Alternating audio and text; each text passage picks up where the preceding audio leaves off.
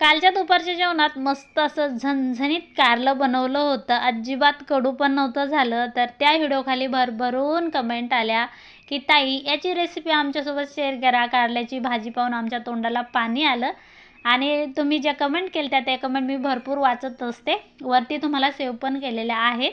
तर सगळ्यात आधी काय करायचं आहे, कारलं मिठाच्या पाण्यामध्ये थोडंसं वाफवून घ्यायचं. त्यानंतर कढईमध्ये त्याच कढईमध्ये तेल घालायचं, लसूण परतून झाला की मिरची पावडर, हळद आणि काळं तिखट घालायचं. मी जास्त मसाले घातलेले नाहीत, तुम्ही पाहू शकता. आणि कांदा आणि टमॅटोची पिरवी केली ती घातली आणि खोबरं, फूल, धने याची छान मी पेस्ट केली ती मिक्सरला बारीक करून भाजून घेतली होती. ती छान परतून झाली की आपल्याला कारलं होतं ते घालायचं. यामध्ये मी लिंबू पण घातलेला आहे. कारल्यामध्ये जर लिंबू घातलं तर कारलं अजिबात कडू होत नाही. छान परतून झालं की चवीपुरतं मीठ घालायचं. मी आधी पण मिठाच्या पाण्यामध्ये कारलं वाफून घेतलं, त्यामुळे पाहूनच मीठ घालायचं. अगदी थोडंसं पाणी घालायचं, जे मसाल्याचं पाणी असतं ते जितकं लागतं तितकं. आणि कारलं आधी वाफून घेतलं त्यामुळे जास्त शिजवायचं नाही. कारलं जास्त शिजलं ते कडू होतं.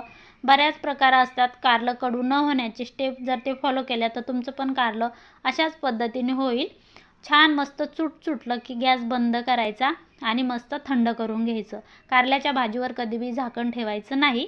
चला, रेडी आहे आपली कारल्याची भाजी. शेतातला डब्बा भरणं चालू आहे. चला, आजची रेसिपी कोणाकोणाला आवडली मला कमेंटमध्ये सांगायला विसरू नका. पूर्ण रेसिपी पाहिल्याबद्दल मनापासून धन्यवाद.